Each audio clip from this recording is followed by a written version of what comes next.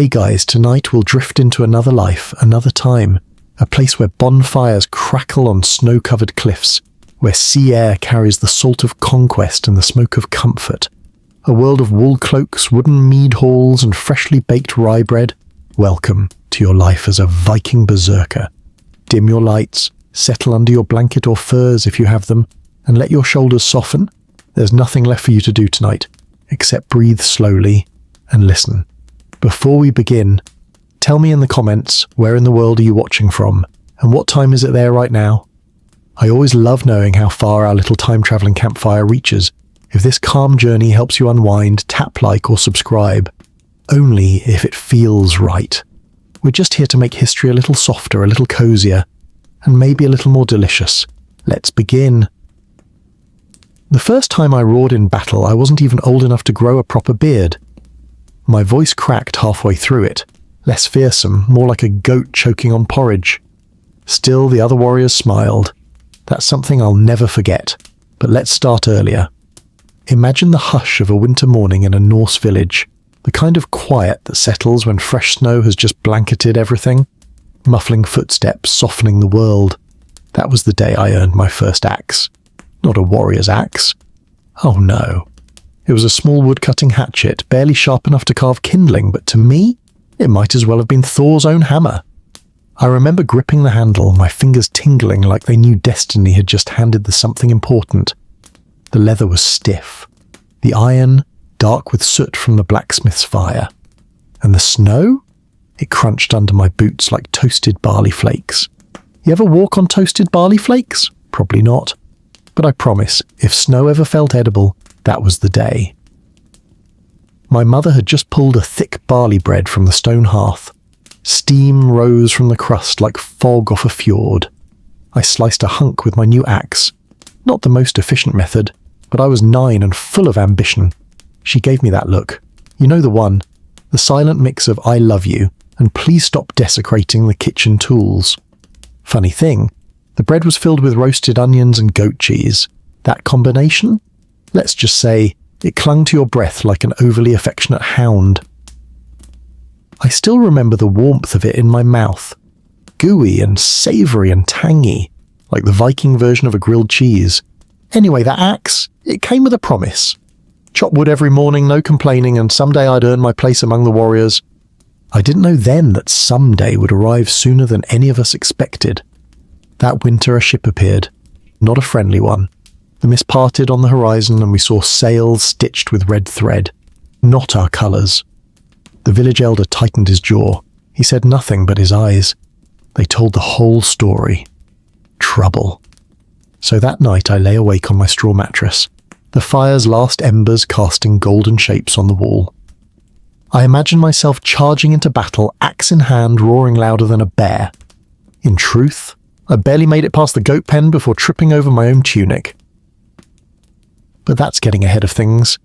Let's linger just a little longer in that memory. Feel the chill of the wooden floor underfoot.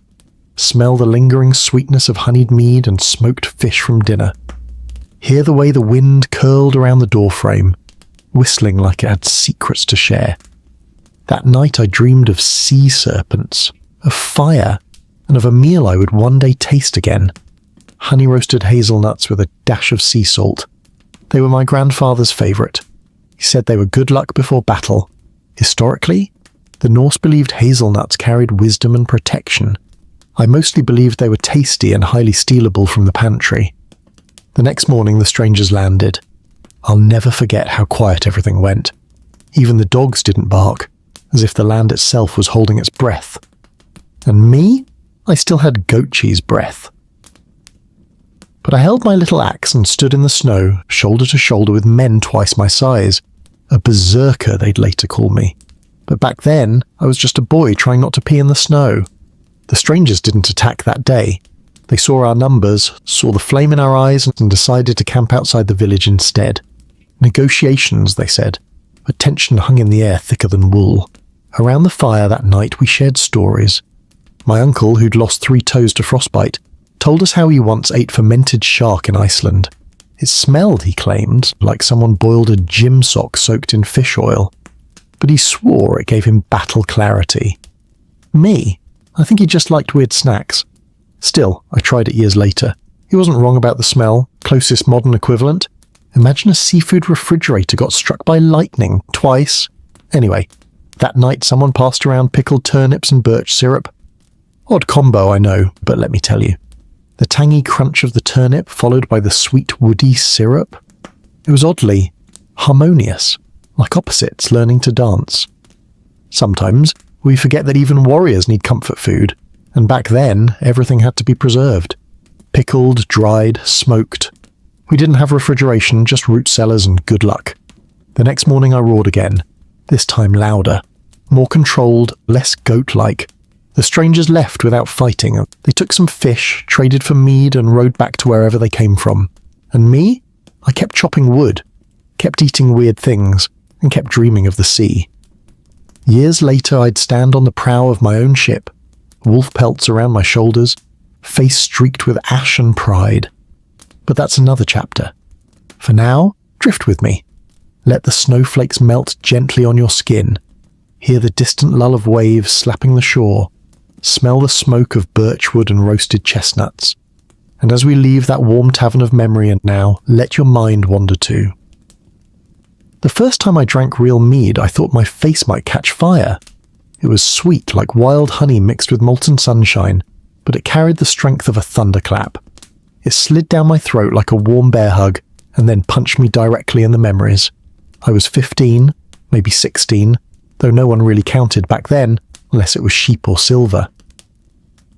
That night our village had won a minor skirmish with some raiders from across the fjord, and the elders decided it was time I earned my first horn of mead.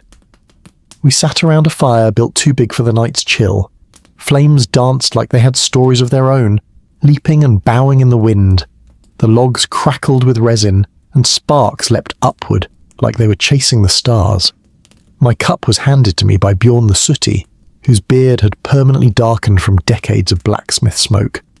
He nodded once, solemn and approving. I took a cautious sip.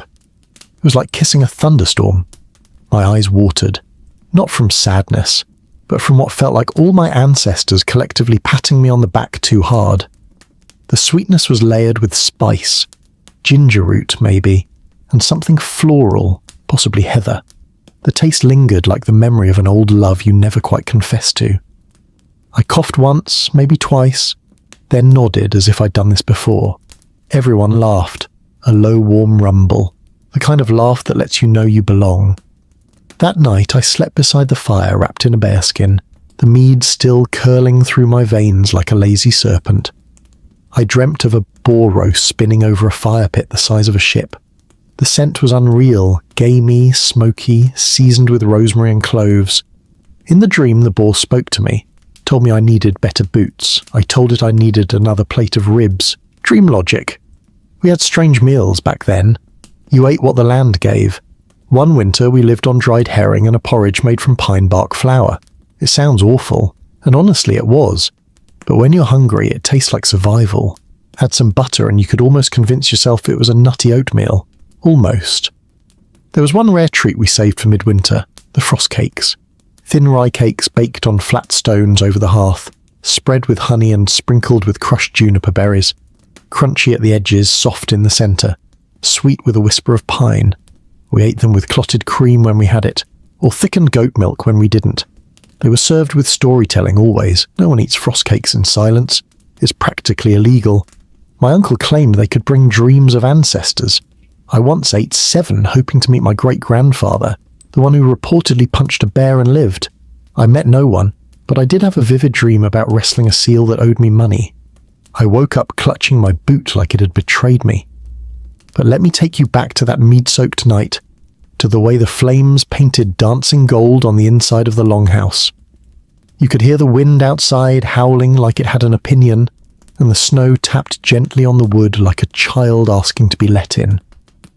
Inside, it was warm, smells layered in old smoke, wool, leather, cooked turnips, and someone's very strong foot salve.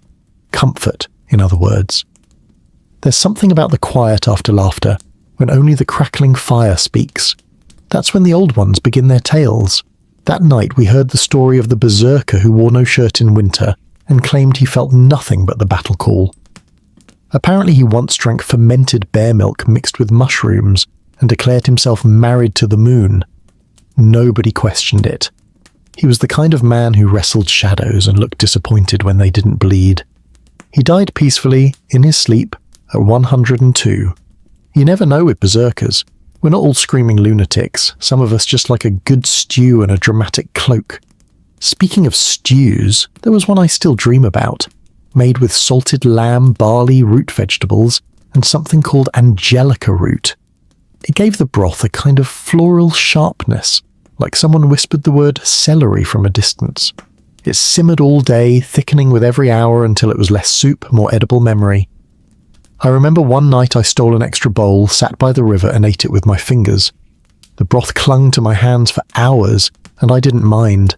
It was warmth, real and filling. Some flavors don't just feed you, they settle something old and aching inside. My mother used to make flatbread on a hot iron plate, flipping it with her bare fingers, never flinching. She once caught me watching, wide-eyed, and handed me one fresh off the plate. I dropped it, of course. She laughed and said, "Your fingers aren't ready. One day, when you've held a sword too long, they will be." And she was right. It's funny how so many lessons were baked into bread. That's the Viking way, I suppose. Lessons in the fire, memories in the pot, legends at the bottom of a cup. That second sip of mead, by the way, was worse than the first. By then, the sweetness had settled and the heat struck harder. I swallowed with courage, if not grace. I nodded again, hoping it looked warrior-like and not teenager being politely electrocuted. Someone passed me a pickled egg. Now, a Viking pickled egg isn't like the gentle pub snack you might find today. Ours were cured in sour whey with onions, dill, and sometimes a bit of ash. The flavour was complex, sharp, confusing, like licking a rock that had secrets, but it paired strangely well with the mead. Opposites again, like frost and fire, or a berserker with a soft spot for sheep. That night I learned something important, not about warfare or weapons, but about warmth, that no matter how fierce the outside world gets, how cold, how harsh, there must always be a place where stories are told, where food is shared, where firelight glows on smiling faces. That's what makes us strong. Not just the axes or muscles or roars, but the laughter between bites, the songs between sips. That's where the true strength is born. Years later, in the middle of a blizzard, I would remember that fire, that mead, that odd little egg. I'd remember how it felt to belong, to be welcomed, even while coughing from honey wine too strong for any mortal. And I'd smile, because mead doesn't just warm your body, it ferments your memories until they glow. Now, as the fire dies low and the wind curls around the walls again like an old friend, let your breath slow. Imagine the taste of honey on your tongue, the weight of a heavy fur around your shoulders, the scent of pine smoke curling in your hair.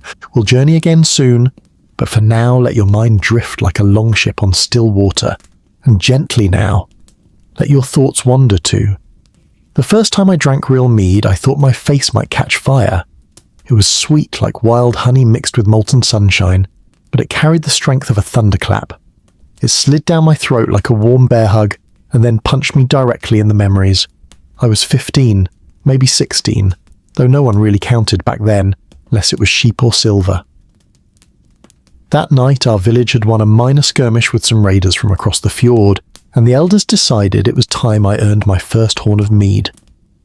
We sat around a fire built too big for the night's chill. Flames danced like they had stories of their own, leaping and bowing in the wind. The logs crackled with resin, and sparks leapt upward like they were chasing the stars. My cup was handed to me by Bjorn the Sooty, whose beard had permanently darkened from decades of blacksmith smoke. He nodded once, solemn and approving. I took a cautious sip. It was like kissing a thunderstorm. My eyes watered, not from sadness, but from what felt like all my ancestors collectively patting me on the back too hard. The sweetness was layered with spice, ginger root maybe, and something floral, possibly heather. The taste lingered like the memory of an old love you never quite confessed to. I coughed once, maybe twice, then nodded as if I'd done this before. Everyone laughed, a low warm rumble, the kind of laugh that lets you know you belong. That night I slept beside the fire wrapped in a bearskin, the mead still curling through my veins like a lazy serpent. I dreamt of a boar roast spinning over a fire pit the size of a ship. The scent was unreal, gamey, smoky, seasoned with rosemary and cloves. In the dream the boar spoke to me, told me I needed better boots. I told it I needed another plate of ribs. Dream logic. We had strange meals back then. You ate what the land gave. One winter we lived on dried herring and a porridge made from pine bark flour. It sounds awful, and honestly it was. But when you're hungry, it tastes like survival. Add some butter and you could almost convince yourself it was a nutty oatmeal. Almost. There was one rare treat we saved for midwinter, the frost cakes. Thin rye cakes baked on flat stones over the hearth, spread with honey and sprinkled with crushed juniper berries. Crunchy at the edges, soft in the centre, sweet with a whisper of pine. We ate them with clotted cream when we had it, or thickened goat milk when we didn't. They were served with storytelling always. No one eats frost cakes in silence. It's practically illegal. My uncle claimed they could bring dreams of ancestors. I once ate 7, hoping to meet my great-grandfather, the one who reportedly punched a bear and lived. I met no one, but I did have a vivid dream about wrestling a seal that owed me money. I woke up clutching my boot like it had betrayed me. But let me take you back to that mead-soaked night, to the way the flames painted dancing gold on the inside of the longhouse. You could hear the wind outside howling like it had an opinion, and the snow tapped gently on the wood like a child asking to be let in. Inside, it was warm, smells layered in old smoke, wool, leather, cooked turnips, and someone's very strong foot salve. Comfort, in other words. There's something about the quiet after laughter, when only the crackling fire speaks. That's when the old ones begin their tales. That night we heard the story of the berserker who wore no shirt in winter and claimed he felt nothing but the battle call. Apparently he once drank fermented bear milk mixed with mushrooms and declared himself married to the moon. Nobody questioned it. He was the kind of man who wrestled shadows and looked disappointed when they didn't bleed. He died peacefully, in his sleep, at 102. You never know with berserkers. We're not all screaming lunatics. Some of us just like a good stew and a dramatic cloak. Speaking of stews, there was one I still dream about, made with salted lamb, barley, root vegetables, and something called angelica root. It gave the broth a kind of floral sharpness, like someone whispered the word celery from a distance. It simmered all day, thickening with every hour until it was less soup, more edible memory. I remember one night I stole an extra bowl, sat by the river and ate it with my fingers. The broth clung to my hands for hours, and I didn't mind. It was warmth, real and filling. Some flavours don't just feed you, they settle something old and aching inside. My mother used to make flatbread on a hot iron plate, flipping it with her bare fingers, never flinching. She once caught me watching, wide-eyed, and handed me one fresh off the plate. I dropped it, of course. She laughed and said, "Your fingers aren't ready. One day, when you've held a sword too long, they will be." And she was right. It's funny how so many lessons were baked into bread. That's the Viking way, I suppose. Lessons in the fire, memories in the pot, legends at the bottom of a cup. That second sip of mead, by the way, was worse than the first. By then, the sweetness had settled and the heat struck harder. I swallowed with courage, if not grace. I nodded again, hoping it looked warrior-like and not teenager being politely electrocuted. Someone passed me a pickled egg. Now, a Viking pickled egg isn't like the gentle pub snack you might find today. Ours were cured in sour whey with onions, dill, and sometimes a bit of ash. The flavour was complex, sharp, confusing, like licking a rock that had secrets. But it paired strangely well with the mead. Opposites again, like frost and fire, or a berserker with a soft spot for sheep. That night I learned something important. Not about warfare or weapons, but about warmth. That no matter how fierce the outside world gets, how cold, how harsh, there must always be a place where stories are told, where food is shared, where firelight glows on smiling faces. That's what makes us strong. Not just the axes or muscles or roars, but the laughter between bites, the songs between sips. That's where the true strength is born. Years later, in the middle of a blizzard, I would remember that fire, that mead, that odd little egg. I'd remember how it felt to belong, to be welcomed, even while coughing from honey wine too strong for any mortal. And I'd smile, because mead doesn't just warm your body, it ferments your memories until they glow. Now, as the fire dies low and the wind curls around the walls again like an old friend, let your breath slow. Imagine the taste of honey on your tongue, the weight of a heavy fur around your shoulders, the scent of pine smoke curling in your hair.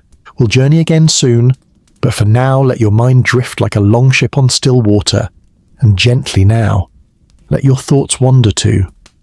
You never expect to fight over boiled turnips, and yet there I was, standing shirtless in the middle of a muddy village square, snowflakes melting on my shoulders, clutching a wooden bowl like it was Mjolnir itself. The turnips inside, hot, steaming, slightly overcooked, the kind that squish rather than slice. But they were ours, and that mattered. Let me set the scene. It was late autumn, the air was cold enough to bite but not yet freeze, the trees had shed their gold and the wind had developed an attitude. We'd just returned from a long patrol, nothing heroic, just making sure no new warbands were sniffing around our land, the usual. Our feet were soaked, our tempers short, our stomachs tragically empty. When we arrived back at the village, smoke curled from the main hall chimney in a way that said, "Something delicious is bubbling." And that smell, oh gods above, a savoury cloud of onion, bone broth, thyme and root vegetables. A scent that grabbed your soul by the nostrils and dragged it inside. We stormed the longhouse like starving wolves, expecting meat, maybe fish, a crusty loaf. What we got, boiled turnips, just turnips. No butter, no salt, no meat braised anything, just humble, soft, steaming white lumps in water.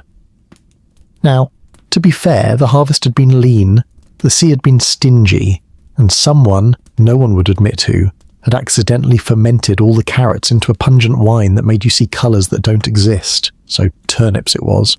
The village cook, bless her heart, ladled us each a bowl and said, "Eat slow, that's all there is." We sat on the benches, furs pulled tight, staring at our bowls. The silence was thick enough to butter if we'd had any. Then Eric, yes, Eric the hiccup again, made the mistake of saying, "It's not so bad if you hold your breath." Bjorn the sooty took offence, claimed his grandmother had lived to 97 eating only turnips and pine needles, said mocking the turnip was mocking the ancestors. Someone else, possibly drunk, shouted, "The ancestors deserve salt." Next thing you know, someone's bowl flies across the table. Not mine. I was guarding mine like it was the last egg of the season. A full-scale food fight broke out. Men who had faced wolves and warbands were now hurling root vegetables like children in a snowball brawl. Stew sloshed, turnips splattered. A ladle became a weapon. Someone tried to dual-wield soup spoons. It wasn't our proudest moment, but it was one of our funniest. Eventually the chief stepped in, waving a roasted parsnip like a peace flag. Told us all to sit down, shut up and eat our god's-forsaken vegetables before winter came and fed them to us frozen. We did. And you know what? They weren't terrible. Boiled turnips have a sort of gentle sweetness, if you're hungry enough. Soft texture, subtle earthiness, like potatoes that read poetry. When drizzled with a splash of mead or, in desperation, pickle brine, they became something almost comforting. There's a trick, you know. If you mash them up with some roasted garlic and a touch of honey, suddenly they're gourmet. I didn't know that back then. I just knew they were warm, and that was enough. Later that night by the fire, someone passed around a small pouch of dried cherries. We each got 2, tart, chewy, with a burst of summer in every bite. A dessert so modest and precious it felt like a treasure. I let mine rest on my tongue, melting slowly, as if time itself had slowed down to savour it. Bjorn apologised quietly, said the turnips reminded him of home. We all nodded. We all had foods like that, simple, unremarkable, but tied to someone's memory. Mine was rye porridge with butter and berries. My mother made it every first frost. Thick, hearty, and somehow always too hot when you took your first bite. I burned my tongue every year, and every year I smiled through the sting. That night we didn't sing, just sat together, full of tubers and laughter, the embers glowing low. The longhouse was quiet, save for the occasional creak of timber and the soft snore of someone who'd found peace in a bellyful of turnip. It's funny, isn't it? We prepare for battle, train with axes, dream of glory, only to be brought together by a humble root and a riot in the kitchen. But those are the moments you remember. Not just the clash of swords, but the warmth of broth shared between brothers, the laughter over a bowl, the forgiveness passed with a spoon. Years later, on a faraway shore, I'd be offered a feast, roasted game, rich sauces, fresh bread. And yet my heart would quietly long for one thing, a bowl of turnips, still steaming, still soft, served among the friends who once fought each other just to make each other laugh. Now, as the embers fade and the memory curls around you like wool, let your mind rest. Taste the sweetness of that cherry, feel the warmth of a full belly, and drift gently into the next tale. I never meant to steal the goat cheese. Let's make that clear right away. It was meant to be a taste test, a quality check, really. I was looking out for the village. That's what I told myself anyway, as I crouched behind the smokehouse, cradling a round of fresh goat cheese in my lap like it was a newborn baby carved from dairy. You have to understand, this wasn't just any cheese.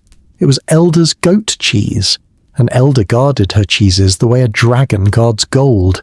She had names for them, whispered to them as they aged in her cellar, swore each batch had a distinct personality. If I recall correctly, the one I borrowed was named Hild. It had been a long day. We'd spent it hauling logs through mud, chopping them down for winter stockpile. My arms ached. My stomach had staged a silent rebellion. And then, as I passed behind the smokehouse, I caught the unmistakable aroma of fresh goat cheese ripening in cool straw. That tangy scent hit me like a hymn. Goat cheese, if you've never had it fresh, is a revelation. Creamy, slightly tart, with the kind of softness that yields just enough before it pushes back. Elder added herbs, thyme and wild garlic, and sometimes, if you caught her on a kind day, she'd drizzle it with honey and cracked pepper. It was cheese that made grown warriors weep. I didn't mean to take the whole wheel, just a slice, but one slice became two, and before I knew it, there I was, hiding behind the wood pile, licking cheese from my fingers, eyes darting like a raccoon caught mid-loot. Every bite melted slowly, tasting of meadows and mischief. I'm not proud, but I am honest. And that cheese was worth it. Now, of course, I was caught.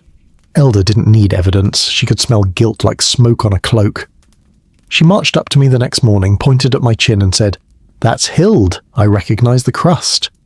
I offered a shrug and a sheepish grin, which only made her mutter something in Old Norse that I'm pretty sure would still make the gods blush.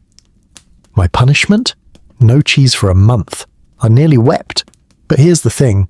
Life in the village had a rhythm. Even our crimes were folded back into the daily bread. That week, Elder baked flatbreads using the whey from the same batch of goat cheese. She left them by the fire, still warm. I asked if I could have one. She said nothing, just grunted and walked away.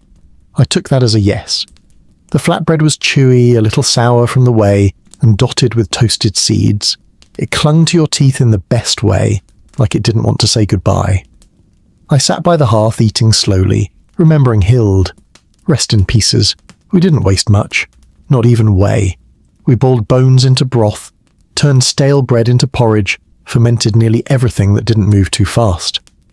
The village pantry smelled like pickled ambition and salted regrets. There was one night we feasted on wild mushrooms and chestnut gruel. It sounds bleak, but picture this. The fire flickering, the bowl in your hands warm as a hug, the gruel thick and nutty with hints of sweet onion and wood smoke. We scooped it with bark spoons and chased it with sour cider that made your cheeks go tight. No one spoke. We just ate, letting the flavours fill the silence. Later that week, a trader arrived from the south with strange sweets. Honeyed almonds, dried figs wrapped in leaves, and something he called a date roll. It looked like a beetle and tasted like spiced treasure. I traded 2 arrowheads and a song for one roll, worth every note. But back to the cheese. Elder eventually forgave me.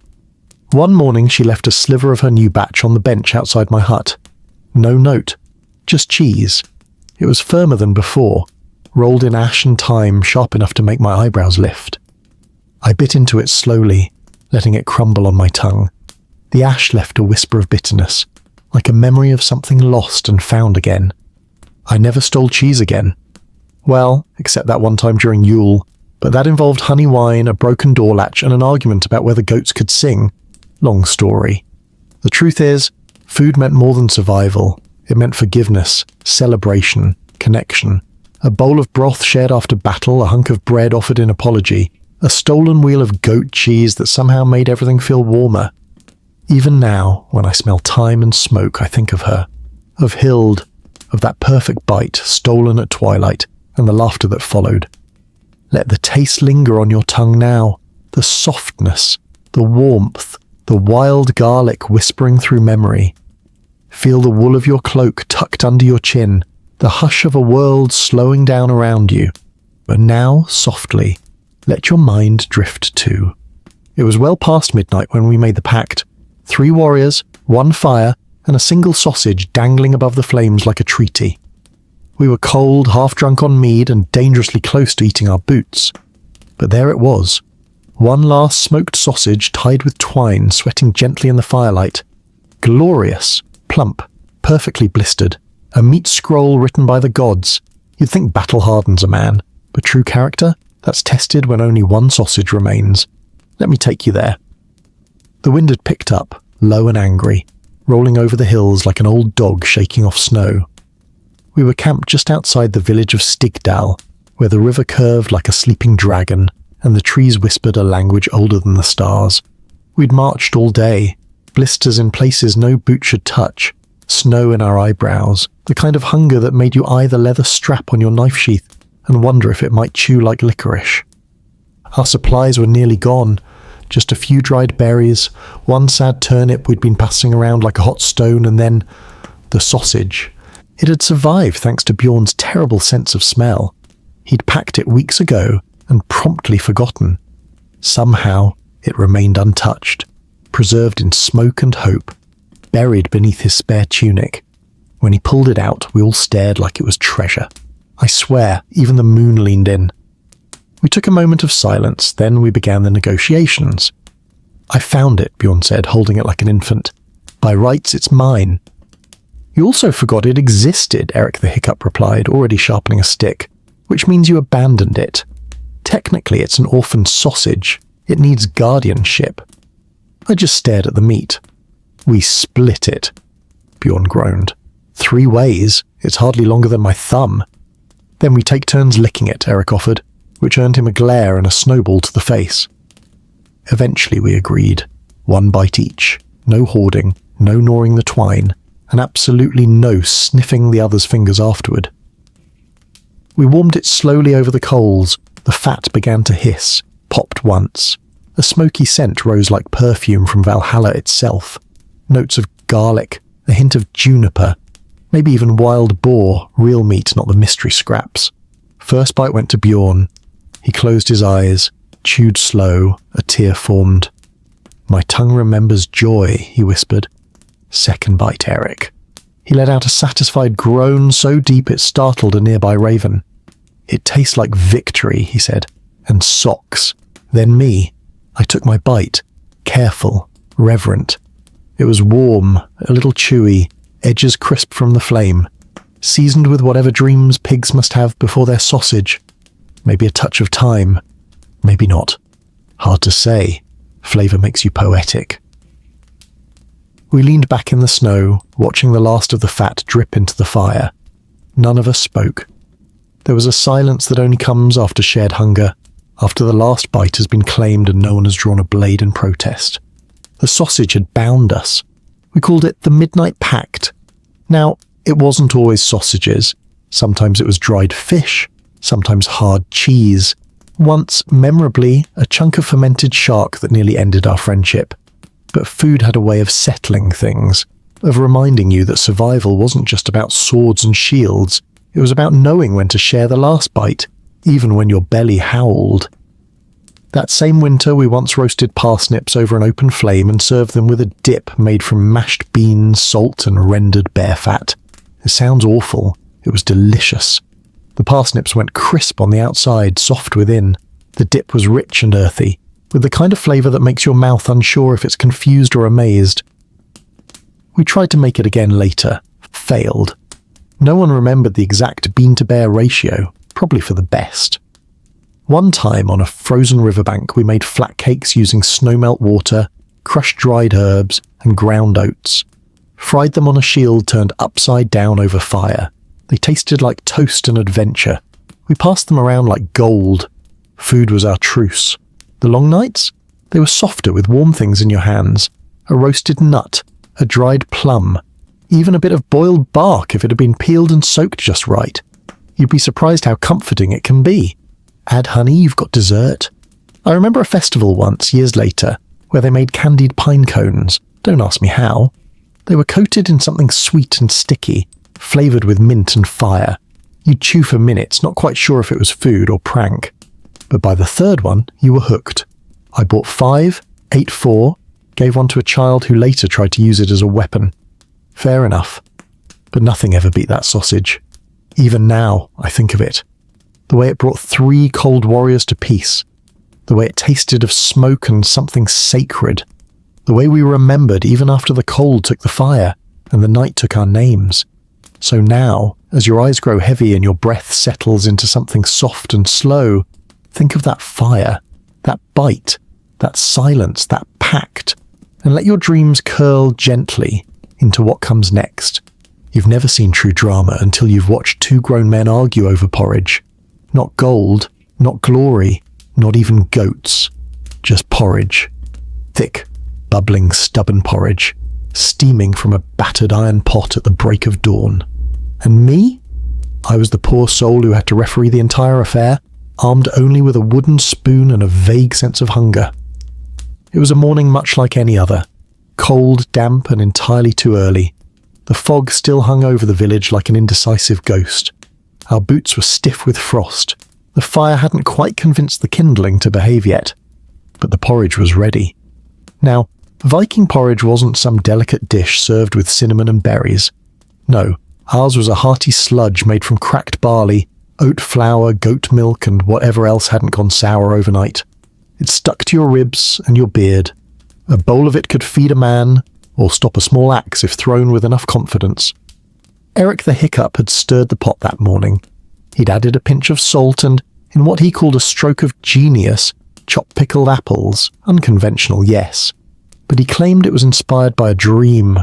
Said the gods themselves whispered the recipe to him while he slept beneath a pine tree. I suspected he was still drunk from the night before. Bjorn the Sooty, on the other hand, believed porridge should be plain, uncomplicated. Just grains and water, maybe a knob of butter if you were feeling dangerous. He tasted Eric's creation, raised an eyebrow that could split wood, and declared it culinary treason. Thus began the duel. Not with blades, of course. We weren't savages. This was to be a porridge-based contest. 2 bowls side by side, one flavoured, one plain, and me, the designated taster. I tried Eric's first. The pickled apple added a tangy sweetness, like a confused dessert trying to be brave. It wasn't bad, honestly. The salt brought out the creaminess, and the apples had a bite that reminded me of cider gone noble. Then Bjorn's. Simple, warm, with a subtle nuttiness from the toasted oats. It didn't sing like Eric's, but it hummed a comforting tune. Like the kind of food you eat when your soul just needs a warm place to sit down. I took another bite of each, then another. Just to be fair, of course. Important to be thorough when arbitrating grain-based feuds. In the end, I declared a draw. Bjorn grumbled. Eric pretended to bow like a jester. They both went back for seconds. Food, I've learned, settles more arguments than fists. That wasn't the only strange breakfast we ever had. There was a time we woke to find a deer had wandered into camp and stolen half our bread. We retaliated by roasting wild pears over the fire and stuffing them with crumbled goat cheese and pine nuts. Don't ask me where we got pine nuts. Eric claimed a squirrel owed him a favour. That same morning, someone brewed tea from birch bark and dried heather. It smelled like wet furniture but tasted oddly pleasant, earthy, medicinal, like something an old healer would sip while predicting snow. We always had weird teas. Nettle leaf sometimes, juniper twigs. Once, in a desperate moment, we tried boiling moss. Didn't taste like much, but it made our beards feel hydrated. Back to porridge. There was one winter we spiced it with dried rose petals and a few raisins. It turned pink. Bjorn said it looked like something a maiden would feed a songbird. Then he ate 4 bowls, said it warmed his joints. I said it warmed his pride. Porridge wasn't just a food, it was tradition, a morning ceremony, a way of saying, yes, the world is cold and cruel, but here's something warm and gluey to stick you together before the axe swinging begins. We used to joke that if you could stand a spoon upright in your bowl, it was ready. If it stood there for too long, it was a weapon. Some days we'd add dried berries, other days leftover venison. There was even a day someone dropped in a boiled egg by mistake. We called it surprise breakfast and pretended it was intentional. That's the Viking way. Adapt, chew, conquer. There were rules, of course. No honey in warrior porridge. That was reserved for celebrations and children. Butter was permitted, but only when rationed. And if someone burned the bottom of the pot, they scraped it out, mixed it with mead, and called it a delicacy. Char crunch, they called it. We even had a saying, he who stirs last eats first. Mostly because the last stir meant the porridge was ready, and the stirrer usually splashed a little onto their wrist and burned themselves. The rest of us considered that noble sacrifice. In the quiet after the duel, the fog began to lift. The sun stretched lazily over the tree line. The porridge pot sat empty, save for one stubborn clump clinging to the side like a barnacle of pride. We left it there, a tribute. Or maybe just no one wanted to clean it. The men drifted off to their duties, bellies full, arguments cooled.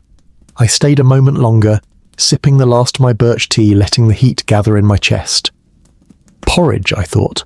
Humble, bland, fought over, loved. There's something deeply comforting about it. Like it knows you're tired and doesn't ask for anything in return. It just shows up. Warm, soft, dependable. Much like the memories it's made of. So now, as your thoughts slow and your breath deepens, imagine that early morning fire, the hiss of logs settling, the faint rustle of wind through the trees, and the soft, steady scrape of a wooden spoon stirring peace into a pot. And as your mind softens like oats in milk, let it wander gently, gently, toward the next tale. They say omens come from the gods, or in my case, from the bottom of a pickle barrel. I swear, I wasn't looking for a message. I was just hungry. It was late, nearly midnight, and I'd woken with a thirst in my throat and a growl in my belly. The fire had burned low, everyone else was snoring like trolls, and all I could think about was pickles. You see, Eric the Thin, our quartermaster and resident hoarder, had recently traded 2 silver buttons and half a boot for a cask of fermented cucumbers. Not just any cucumbers. These had been brined with garlic, mustard seeds, dill, peppercorns, and something mysterious he swore was forest magic. They were kept in a wooden barrel behind the mead rack, covered with a damp cloth and a rock the size of a baby's head. No one was allowed to touch them until the festival of Thorablot, weeks away, but that night, the craving hit like a thunderclap. My mouth was watering before my feet even hit the cold floorboards. I crept across the longhouse, careful not to step on Freydis the chicken, who had a habit of sleeping wherever she pleased. She clucked once in protest. I froze. Then silence. I made it to the barrel. The cloth smelled faintly of vinegar and secrets. I slid it off slowly, lifted the stone with both hands, and peered into the murky depths. Brine shimmered, herbs swirled, and there at the bottom lay the last perfect pickle, fatter than a thumb, green as envy and glowing with destiny. I reached in. Now, you should know that Viking pickle barrels are deep, deceptively deep, like the thoughts of a poet or the belly of a sea cow. My fingers brushed the surface of the brine. Cold, sharp, alive with flavour. I leaned closer, arms sinking further in, and then, slip. I lost my grip and tumbled headfirst into the barrel, just my head, mind you, but it was enough. My nose went under. My eyes stung. My beard soaked up the brine like a sponge with unresolved trauma. I gasped, inhaled garlic and dill, and yanked myself back, coughing, dripping, and utterly reborn. That's when I saw it. Etched into the inside of the barrel lid, barely visible in the dim firelight, were 3 words carved by a shaky hand. Beware the goat, now. I hadn't had any mead that night. No mushrooms, No herbs, just sleep hunger and pickle desperation. But I knew an omen when I saw one, and there it was, clear as day. Beware the goat. Naturally, I dried off with someone else's cloak and went back to bed. The next morning, Freydis was gone. Gone. No feathers, no footprints, just a single perfect egg placed directly in my boot. Coincidence? Maybe. But that day, as we marched out for woodcutting, I slipped on a patch of goat droppings near the gate and landed in a snowbank. Freydis appeared an hour later, smug as ever, and pecked my ankle for good measure. From that day forward, I kept a respectful distance from the goats, especially Freydis. There was something in her eyes, ancient, calculating. Anyway, the pickle, it was worth it. I fished it out the next night, much more carefully, and ate it in silence by the fire. It crunched perfectly, sour, crisp, with a punch of garlic and a finish like mountain air after a storm. I've never tasted anything quite like it since. Some say it's the salt. Others say it's the barrel. I think it's the guilt. Guilt always makes food taste better. That winter, pickles became a regular staple. Not just cucumbers. We pickled turnips, carrots, garlic cloves, even boiled eggs. The pickled eggs were controversial. Eric loved them. Bjorn said they smelled like betrayal. I stayed neutral, mostly to avoid another food duel. There was a brief moment we tried pickling apples. They came out soft, confused, and slightly sad. We called them fruit with trust issues and moved on. The best, though, pickled fish, specifically herring soaked in vinegar, onions, bay leaves, and a touch of honey, served cold with rye flatbread and a knob of sweet butter. It was like biting into the ocean's diary. Salty, complex, weirdly emotional. We served it at the midwinter feast. Elder paired it with her sour cream and dill sauce and swore it was what the gods served on good days. I believed her. Later, someone added pickled seaweed to a meat stew. That was less successful. Still, it's amazing what brine can do. It preserves, yes, but it also deepens, changes, transforms. A simple root becomes a flavor bomb. A humble cucumber becomes prophecy. I still have the barrel lid, hung it over my bed.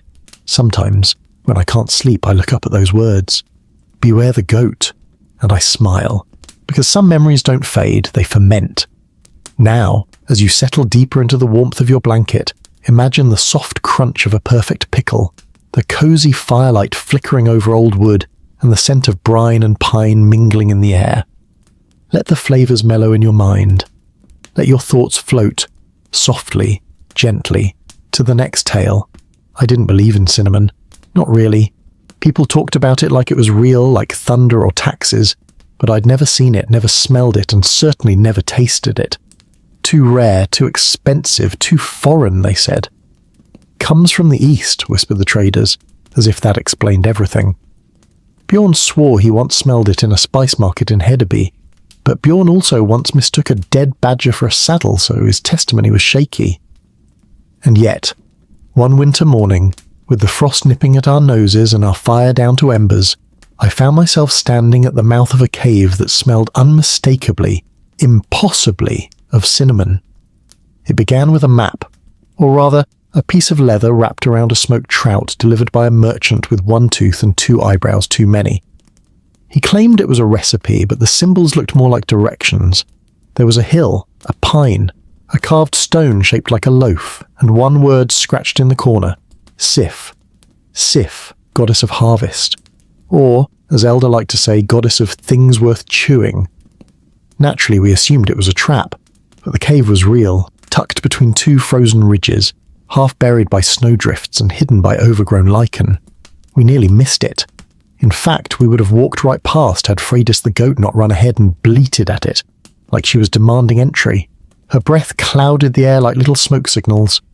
Ominous, if you ask me. We followed her, axes ready, not for battle, just to clear any aggressive ferns. And then, like a secret whispered too loudly, the scent hit us. Warm, sweet, spiced, cinnamon. My knees nearly gave out. We crept inside. The walls were damp, the floor uneven, but there, in the centre, lay a small stone hearth. Cold, but clearly once used. Around it, empty jars, broken clay bowls, scraps of cloth that had once wrapped something precious, and tucked in the farthest corner, a basket. It was covered with a thick wool cloth. Bjorn lifted it with the reverence of a priest handling relics. Inside, small loaves of bread, stale but clearly spiced. I cracked one open. Dried figs, crushed nuts, and that scent deep and golden like sun-warmed wood soaked in sugar dreams. We each took a bite. Silence fell. The flavour was delicate, sweet but not cloying, spiced but not sharp. The cinnamon hummed through every chew layered with honey and dried pear. The nuts added crunch, the figs a soft chew. It was, in a word, divine. Elder would later say the cave had been used generations ago by travelling bakers, those who fled raiders and took their recipes with them. I didn't care. All I knew was that the cave smelled like comfort, and the bread tasted like a memory I hadn't lived yet. We brought back what was left, warmed it over the fire, and served it that night with mead and soft butter. Even Eric, who usually mocked dessert bread, went silent after one bite.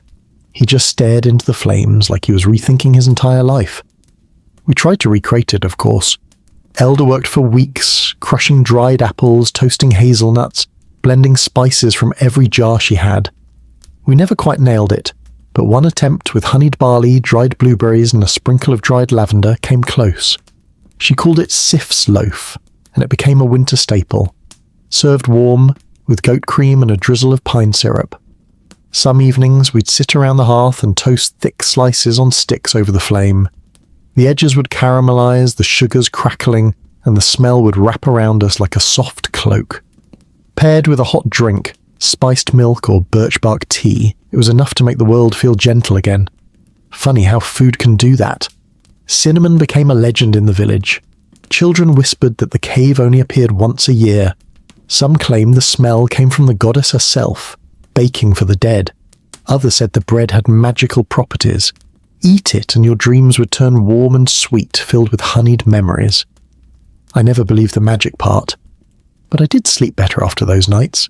There's something about cinnamon, even just the scent.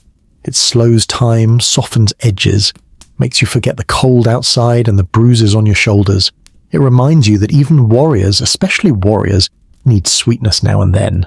And sometimes that sweetness comes from a cave in the hills, guarded by a goat with prophetic instincts and a nose for baked goods.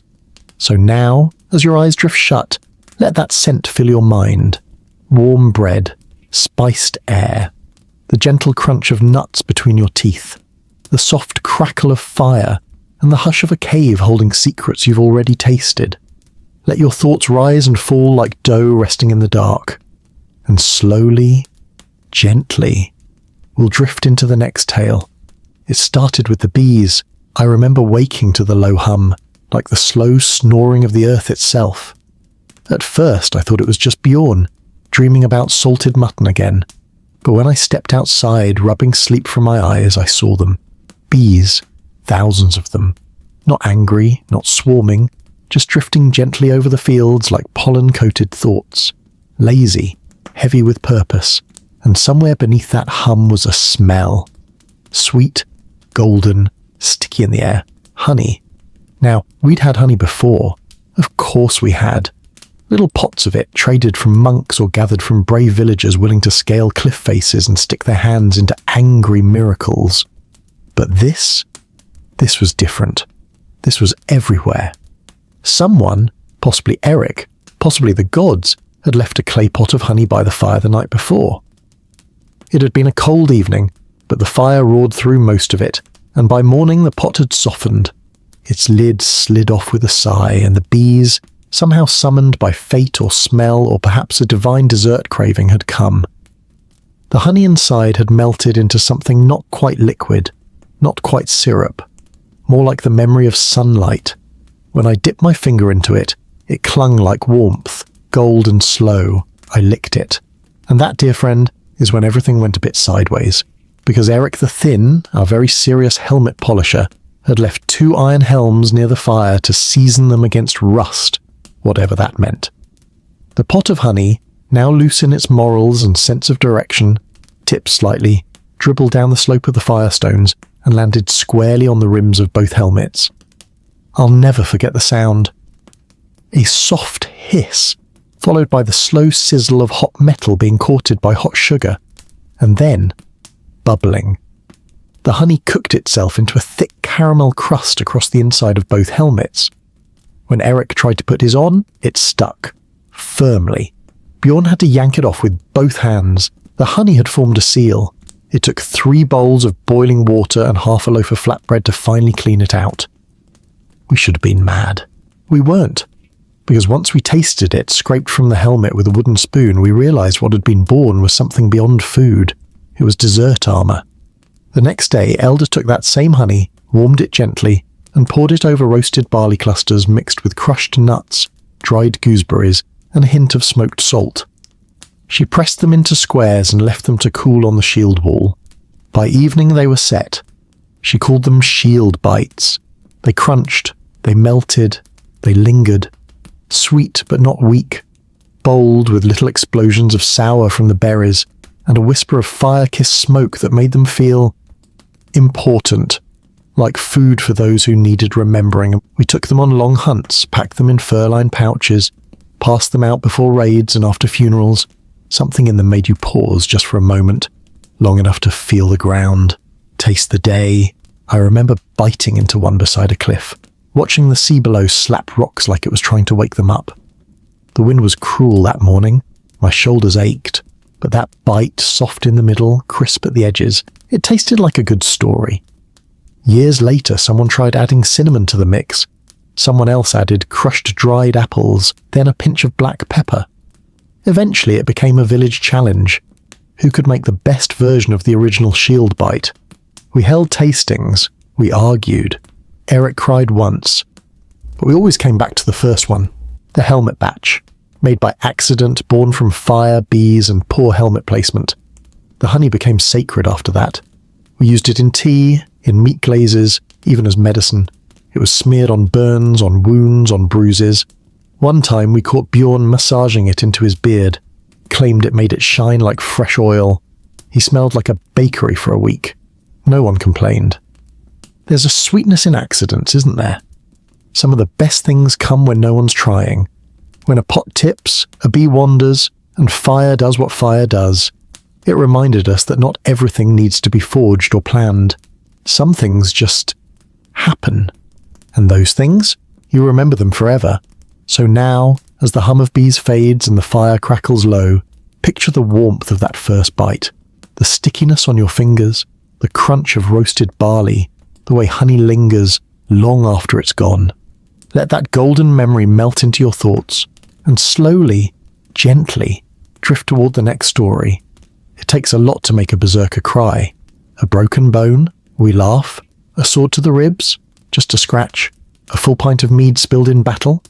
Okay, that one stings. But tears, real, unstoppable, face-wrinkling tears, those came from an onion. Not just any onion. It was the biggest, roundest, most arrogant-looking onion I'd ever seen. Elder called it the Old One. Said it had been pulled from the earth during a thunderstorm under the light of a crescent moon and had absorbed something ancient. It smelled sharp even before peeling, like it had opinions. She gave it to me one evening wrapped in a linen cloth and told me to do something brave with it. Now, cooking wasn't my usual battleground. My strengths lay in battlefields, not boiling pots. But that night the hall was quiet, the fire warm, and something about that onion made me want to prove myself. Not with blade or bellow, but with broth. I peeled it slowly, layer by layer, each ring slick with promise. The smell hit me halfway through. Not unpleasant, but strong, assertive, like it had lived through stories I hadn't yet heard. I chopped it. First slice, nothing. Second, my eyes twitched. Third, boom. Tears. Not graceful, misty-eyed emotion. Full-blown river down the face. My nose ran. My beard caught the overflow. I sniffled, cursed, chopped faster. By the time the onion was diced, I could barely see. My hands were trembling, not from fear, from flavour. I tossed the pieces into a hot iron pot with some bear fat and let them sizzle. The smell was divine, sweet, caramelizing into something rich and golden. I added barley, then dried mushrooms soaked in mead, a little salt, a splash of turnip broth, and just a pinch, just a whisper, of nutmeg from the southern traders. The stew thickened slowly, The onion dissolved, becoming something new, a base, a story, a warmth. I served it in old wooden bowls, no garnishes, just steam and silence. The first bite stunned the room. Eric looked at his spoon like it had betrayed him, in a good way. Bjorn, who claimed to hate onions, asked for seconds. Elder just smiled and gave me a nod. I didn't need more than that. It was the kind of stew that wrapped around your ribs and settled there. Deep, familiar, complex. The onion wasn't loud anymore. It had become something softer, something rounder. It was there in every bite, but it no longer needed to shout. That became our winter dish. We made variations, sometimes adding dried elk meat, sometimes wild herbs, once even a handful of parched peas that made the whole thing crunch slightly in the best way. But always with the onion. We tried lesser ones, younger ones, milder ones, but none quite measured up to the old one, the one that had made me weep. The tears, we decided, were the key ingredient. Funny how something so simple, so humble can change everything. An onion, a knife, a pot, and suddenly the whole village sits a little closer, speaks a little softer, eats a little slower. Even in battle, I sometimes smelled onions in the wind, phantom scents from home, and remembered that pot, that night, that warmth. Later, during a cold raid on a coastal village, we found a storehouse of food, grains, pickled vegetables, and in the corner a basket of onions. I took one, kept it in my satchel through the whole journey. Didn't eat it, just kept it. A little reminder, a talisman of tears. When I finally cooked it months later, it wasn't quite the same. But it still made me cry, and not just from the fumes. That's the thing with food. It's never just flavor. It's time. It's place. It's who you were when you first tasted it, and who sat beside you, what the air smelled like, how the fire sounded, what stories were told between bites. I still dream of that stew, of steam curling in lamplight, of wooden bowls too hot to hold, of the sound of spoons clinking softly, of that silence, that perfect silence, when something is just that good. So now, as your breath slows and your thoughts soften, let the warmth of that onion stew rise in your memory. Let it sit heavy in your chest in the best way, full, comforted, whole. Let yourself drift, not to sleep just yet, but into the next tale. It started with a snowstorm, the kind that doesn't knock politely but barges in, dumps its cloak in the middle of your hearth, and dares you to do anything about it. Thick flakes fell like flour from the gods' table. The wind howled, the trees groaned, and inside our longhouse we huddled like seeds in a loaf. We were snowed in for 3 days. Now 3 days doesn't sound so long, unless you're sharing space with 8 warriors, a goat with abandonment issues, and only half a barrel of dried peas. The mead was gone by day 2. The singing stopped by day 1.5. And by day 3, the only entertainment left was Bjorn trying to braid his beard with frozen sausage links. Desperation, it turns out, comes in many flavours. But Elder, brilliant Elder, wasn't one to waste a snowstorm. She said snow was sacred. Fresh, soft snow, untouched by foot or fur, held a kind of purity. She swore the gods put it there to bake with. We didn't argue. Frankly, we'd eat a boot at that point if she smeared it in goat butter. She had us scoop bowls of clean snow from the back of the hall, where the roof had caved in slightly. She stirred it into a simple dough. Barley flour, a pinch of salt, goat milk, and that cold, crisp snow. Said the snow kept the dough tender and made it rise like a proud raven. We didn't question the metaphor. We just watched as she pressed it flat, laid it gently on a hot iron plate, and waited. The first snow bread crackled as it cooked. Tiny bubbles puffed the surface. The smell was soft, toasty, almost sweet. When she pulled it off the plate and tore it in half, steam rose like morning fog. She passed pieces around, still too hot, and we burned our fingers gladly.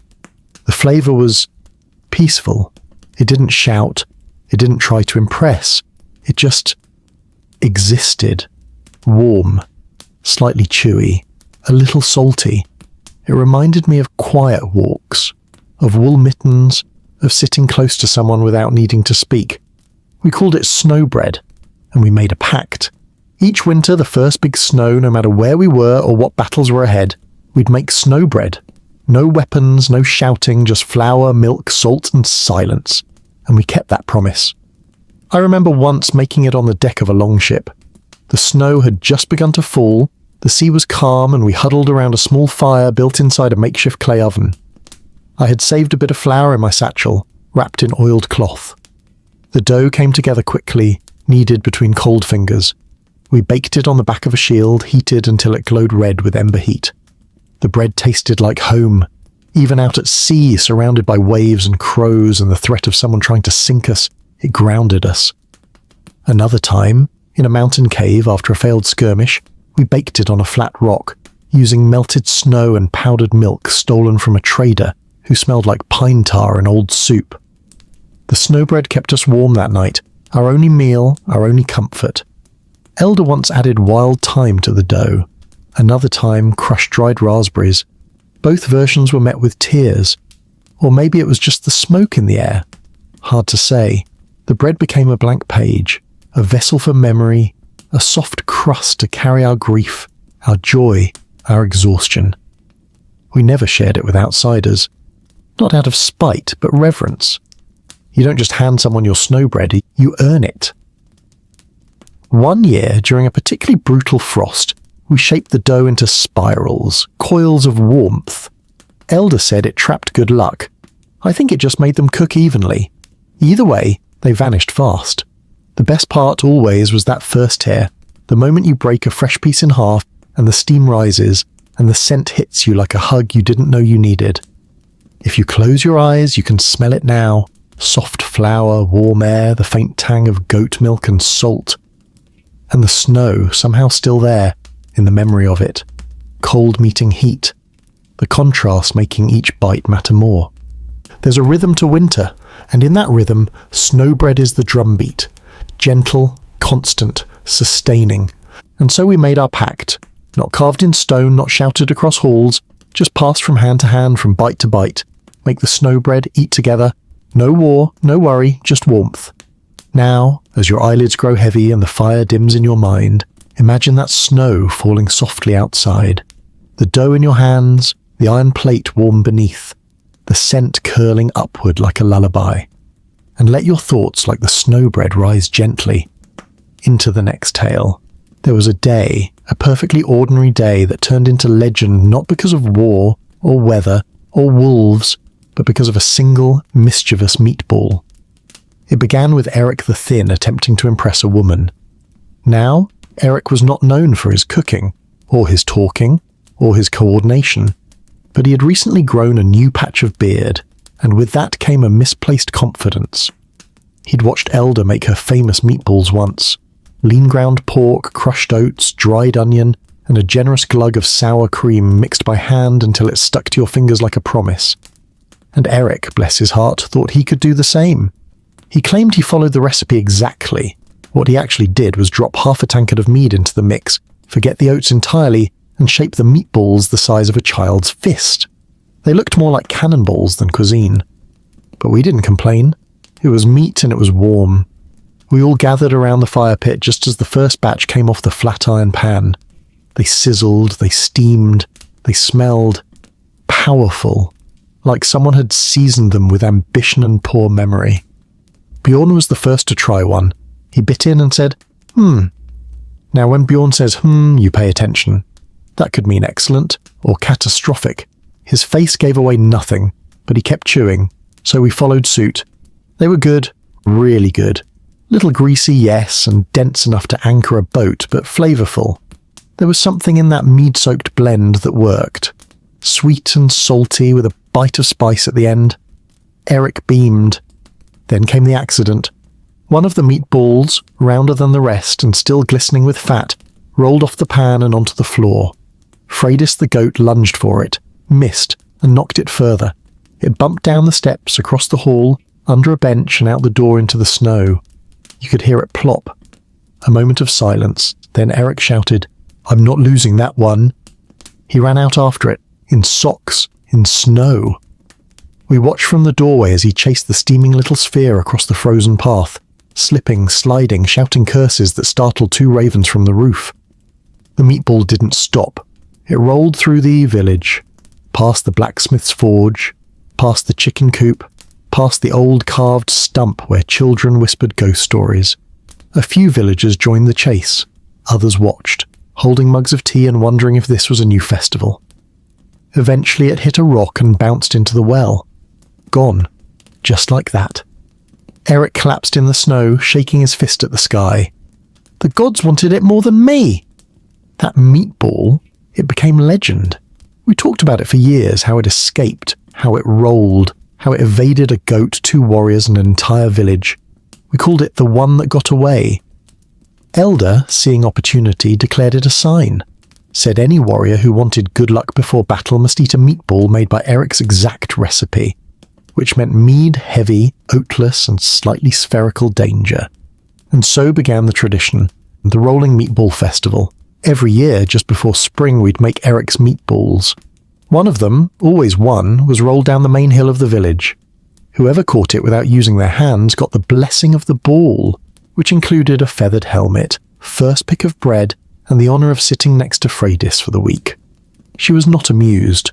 The meatballs improved over time.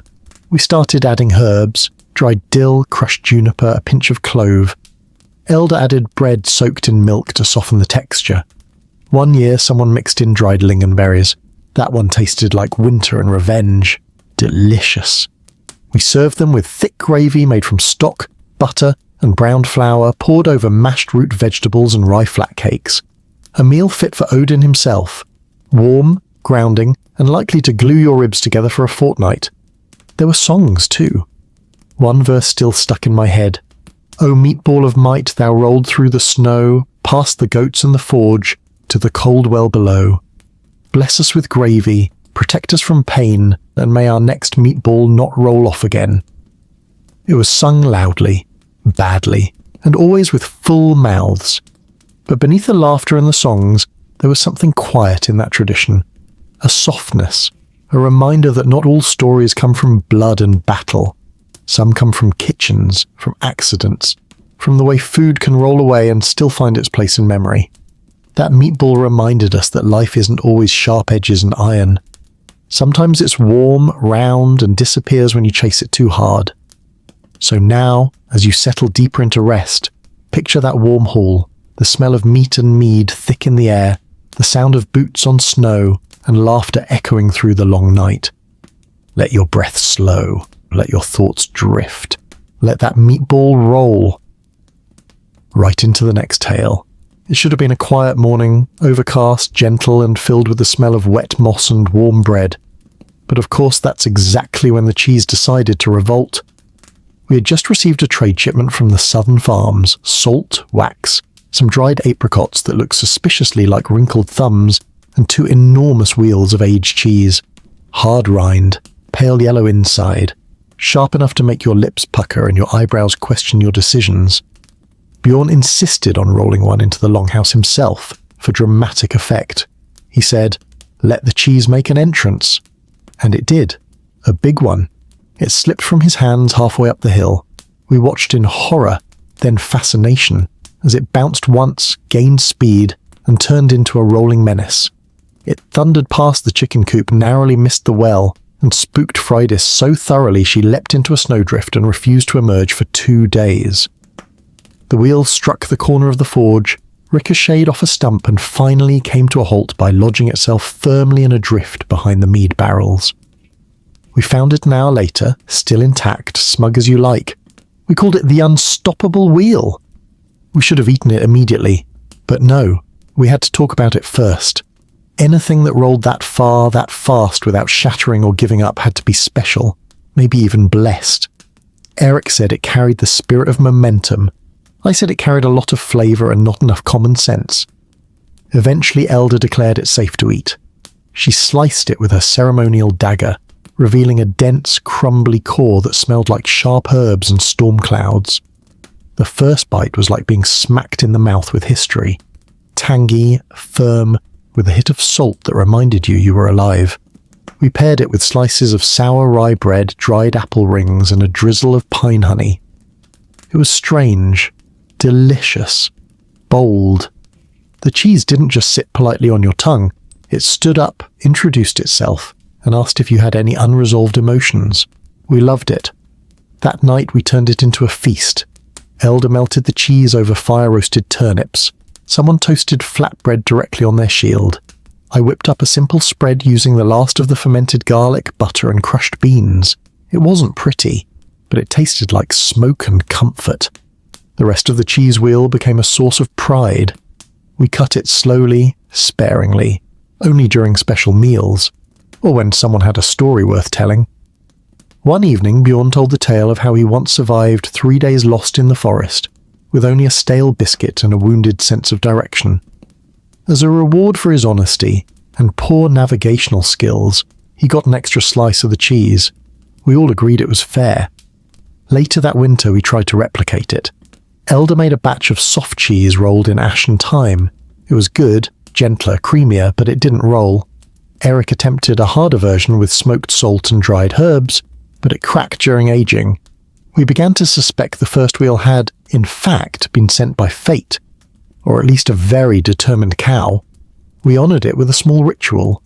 Once a moon, we'd slice a bit, pass it around, and share a moment of silence. Not for the cheese, but for anything in our lives that felt heavy, solid, unmoving. Then we'd eat, letting that sharp flavour remind us, even the heaviest things can roll if they start just right. The last slice was eaten during a spring thaw. The snow had begun to melt. The chickens had forgiven us. Freda still eyed cheese with suspicion. We sat on warm stones near the hearth, watching icicles drip into the earth, and savoured that final bite. It crumbled gently, sharp and bright, like winter making way for warmth. We didn't speak. We just chewed. And when it was gone, it wasn't really gone. It had rolled through our lives, loud and unexpected, left laughter, flavour, and maybe a dent in the forge wall. But most of all, it gave us a story. And like all the best foods, that story stayed. So now, as your breathing slows and your muscles soften, imagine the weight of that wheel, the echo of it rolling downhill, the burst of flavour on your tongue, and the warmth of friends gathered in its wake. Let that memory settle into you, solid and round, and let yourself roll softly, steadily, into the next tale. Not all battles are won with swords, some are won with pancakes. Now, you might be thinking, how could something soft and round and slightly sweet stop a raid? But let me tell you, friend, that day, a hot griddle and a handful of flour did what 10 warriors could not. It began with the smoke, black tendrils curling above the northern ridge. Sharp, dark, impatient. Raider smoke. We'd seen it before. We knew the scent, burnt pine and stolen oats. Eric sniffed the wind and muttered, "That's not friendly fire." Bjorn tightened his belt. Elder, calm as ever, stirred her batter. Yes, batter. Because on that same morning, before the smoke, before the panic, she had decided it was pancake day. She claimed the signs were all there. A warm breeze, a silent raven, and the goats not chewing with their usual hostility. That was enough for her. She mixed ground oats with buttermilk, added a pinch of salt and a spoon of honey, and began pouring circles of sunshine onto a hot iron plate. Each one hissed, bubbled, flipped. She brushed them with sweet butter and stacked them sky high, humming softly to herself. The rest of us sharpened blades. As we prepared, Elder cooked. "Let them come," she said. "There will be pancakes." And come they did. A band of 15 men, leather-clad, axes gleaming, eyes hungry. They stormed over the hill expecting fear, chaos, resistance. What they got was breakfast. We stood in a line at the village edge, shields raised, teeth clenched. Behind us, the scent of pancakes drifted like an offering.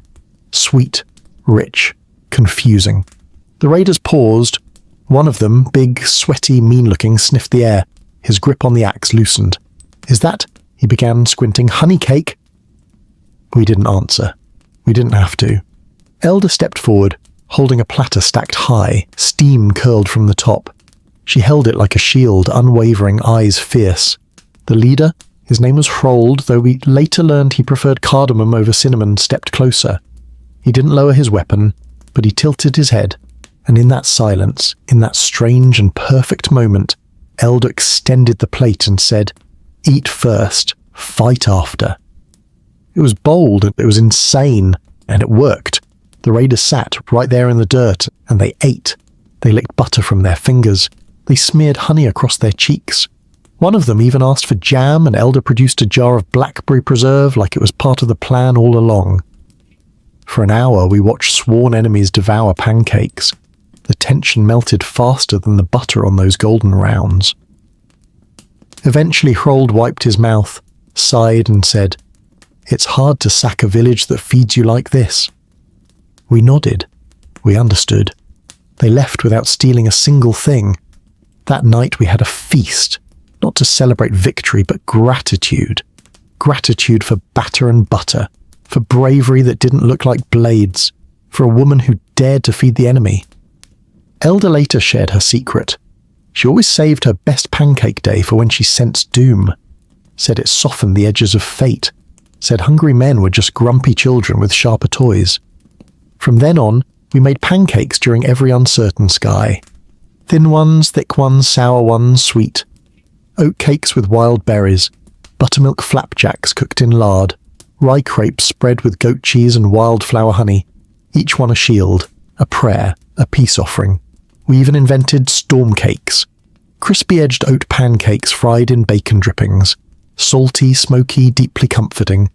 Best served when clouds gathered and nerves frayed. And always we told the story. The day pancakes saved the village. The day a plate fed hope. The day breakfast turned war into rest. So now, as your eyelids begin to flutter and your breath falls into that easy rhythm, imagine the scent of hot cakes on the air. The soft sizzle, the golden edges, the sweetness lingering on your lips, and let yourself drift. Not toward battle, but toward breakfast, toward safety, toward the next tale. There was a certain kind of soup we made only when things got quiet. Not during feasts, not during fights, not even in the dead of winter when food was scarce and stomachs sang sad songs.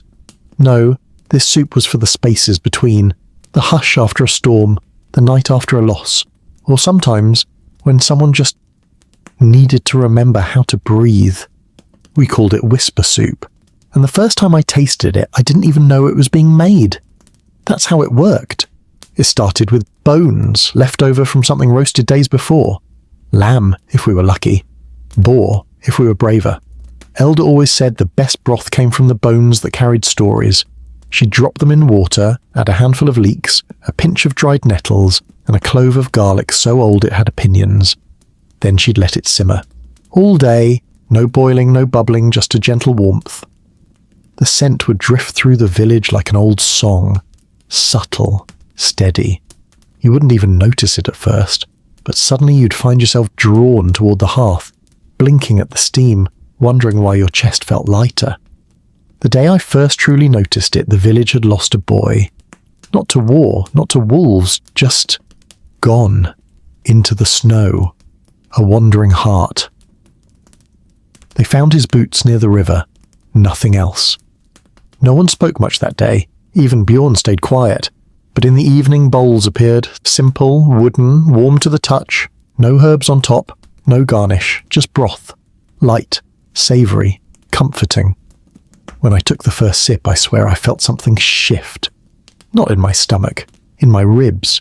As if the soup knew exactly what I needed and gave it without question. That night people sat closer. Voices softened. A hand reached over to squeeze mine. No words, just soup. Elder never told us the full recipe.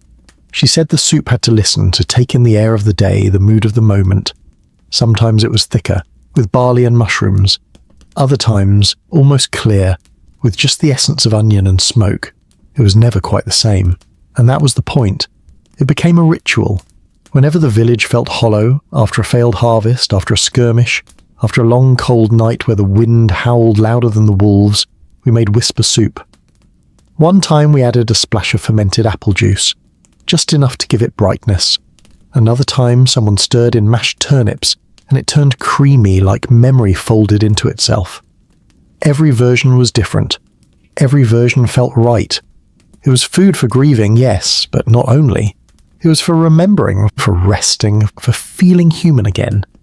Sometimes Someone would cry over their bowl, not loudly, just a quiet drop into the broth. No one asked why. The soup already knew. We used to say it wasn't soup at all, but warmth, disguised as food. Even the goats got a version, watered down with soft greens and leftover oats.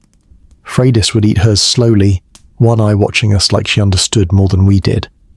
Years later, far from the village, I tried to make it myself. I was on the coast, staying in a windswept shack with salt in my beard and sorrow in my chest. I didn't have bones, I didn't have leeks, but I had water, dried herbs, and time. I let it simmer, quiet and slow, and when I took that first sip, it tasted like home. Not like the village, but like safety. I've made it many times since. When someone's tired, when silence stretches too long, when no words feel right, the soup says it for you. So now, as the fire dims in your thoughts and your breath deepens with the dark, imagine holding that warm bowl, steam curling into your nose, the taste gentle, steady, soft, like an embrace you didn't know you missed. Let that comfort fill you. Let it rest inside you and drift now. To the next tale. It was a tense week in the fjord. Not because of storms or raids or ghosts, though we'd had all three before breakfast on Tuesday, but because we were on the edge of war, with the neighbouring village of Vargheim, over a fishing net. Yes, a net, an old one at that, mended 12 times, smelled like regret and pickled herring, but apparently someone had left it too close to the shoreline. The tides pulled it into questionable waters. Vargheim claimed we'd stolen it. We claimed they had bad knots, voices were raised, spears were shined. Then someone mentioned fish pie. I think it was Elda. It usually was. She said, "No one fights well on an empty stomach.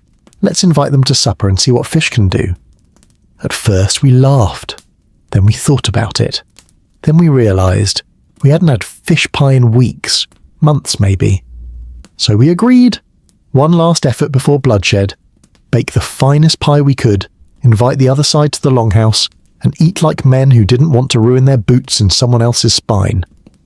We started with the fish, salt cod, smoked trout, a few scraps of eel someone had been hiding in their satchel for personal use.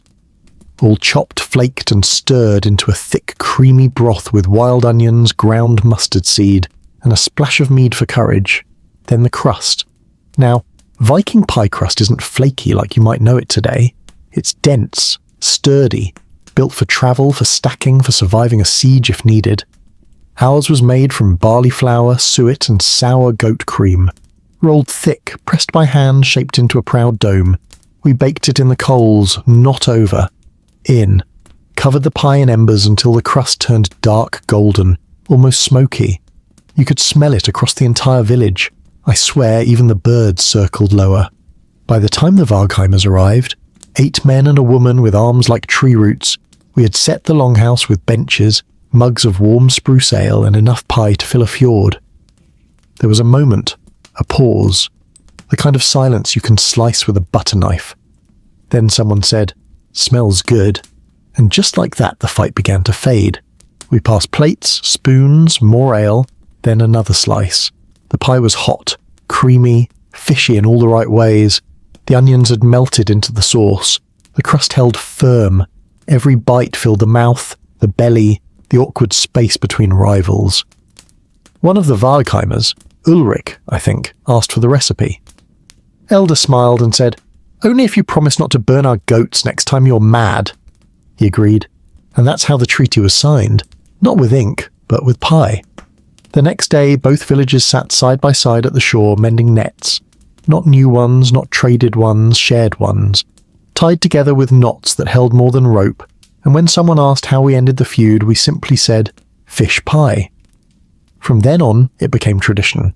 Every dispute, whether over land, livestock or love, was first met with a shared meal, and if it was serious, it had to be pie. We made dozens of variations, cod and leek, trout and horseradish, even one with dried apples, smoked fish and caramelized onion that made people cry for reasons they couldn't explain. Once, during a snowstorm, we used dried herring and fermented barley mash. It tasted like the sea and old dreams. No one spoke while eating it. Some foods demand silence. The best pies were the simple ones, though. No garnish, no tricks, just fish, cream and crust strong enough to build a hut. The fish pie treaty, as we came to call it, held longer than any truce carved in stone, because it wasn't made of threats or signatures. It was made of hunger, of warmth, of sitting across from someone you didn't trust, and feeding them anyway. That kind of peace settles in the gut and grows. So now, as your body sinks deeper under your blanket and your thoughts turn soft and slow, imagine that pie. Fresh from the coals, crust crackling, feeling warm, rich and generous, and imagine sitting beside a once enemy, neither of you speaking, both of you chewing and realizing, perhaps that's enough. Let that flavor carry you, let it hold you, and drift now, gently toward the next tale. It started with a dare. Most of our worst ideas did. It was midsummer, one of those rare lazy days when no one was raiding, bleeding, or repairing a broken cartwheel. The sun hung heavy in the sky, the breeze carried a promise of blueberries, and Eric the Hiccup had just finished his third mug of birch beer when he looked up and said very seriously, "I miss snow." We all stared. There was no snow for miles, no sign of winter, just warm grass, buzzing flies, and sweat in places sweat shouldn't be. But Bjorn, always eager to make things more complicated than necessary, leaned back and said, "We could make something cold." Elder raised an eyebrow. "Cold?" "Cold and sweet," he said, "like snow food." Someone laughed. Someone else said, "You mean like Viking ice cream?" And that was it. The spark had caught. Now, obviously, we didn't have cream in the way you might think. Our goats were moody and the last one had developed a grudge against the milk pail. But we did have strained goat yogurt, thick, tangy, and stubborn as a mule. We also had honey. Wildflower honey collected from the high cliffs, sun-warmed and golden, dripped slowly into pots that stuck to your fingers for hours. And for flavour, crushed berries, blue, black, and red. Sharp, sweet, and sticky. But the problem was the cold. We needed snow or something close. So we did what any sensible group of warriors would do. We climbed. We hiked 2 hours up a shaded ridge where winter still lingered in the cracks between the stones. We filled goat bladders with packed snow and hurried back down, slipping, shouting, swearing, and nearly losing Eric to a cheerful marmot. When we returned, Elder already had a clay bowl ready. She stirred the yogurt with honey and berries until it swirled like a sunset. We poured that mixture into smaller bowls, then packed the larger one with the snow we'd brought, layer after layer, stuffing it around the smaller pot like a gift for the gods. Then we waited, and stirred, and waited. We sang a song, argued about berries, waited more. Then, finally, after what felt like a full moon cycle but was probably just 15 minutes, we uncovered the pot and tasted it. The first bite was shocking. Cold. So cold it startled your teeth. But sweet, smooth, tangy. The berries popped with flavour, the honey softened the sour, and the snow chilled it to perfection. We blinked wide-eyed, silent. Then someone said, "Again." And so we made it again. And again. The recipe changed each time. Sometimes more honey, sometimes fewer berries. Once someone added pine syrup. Another time, toasted oats. One daring soul sprinkled in crushed smoked salt. It tasted like a glacier fell in love with a fruit cart. We served it in wooden cups, ate it with carved bone spoons. One time, during a festival, we scooped it into hollowed-out apples and froze the whole thing in a snow pit. The children declared it the food of sky spirits. We agreed. It wasn't practical, of course, too much work, too fleeting. But that made it special. It became a ritual. The first ice cream of the year, made with the last snow of the ridge, eaten slowly under the summer sun with sticky hands and cold tongues. We'd sit in a circle, sharing bites, leaning against each other, laughing at nothing. And no matter what had happened that season, bad harvest, hard winter, lost friends, there was a moment in that bite where everything was still. Everything was good. Food doesn't always fill your belly. Sometimes it fills the quiet. So now, as your breathing softens and the warmth of your bed surrounds you like fur-lined peace, imagine that cold sweetness on your tongue, the way it melts slowly, the way the berries burst, the sound of laughter echoing through pine trees. Let that taste cool your thoughts, let it soften your day, and drift now, gently, toward the next tale. It was the kind of night where everything felt half real. The sky was black velvet.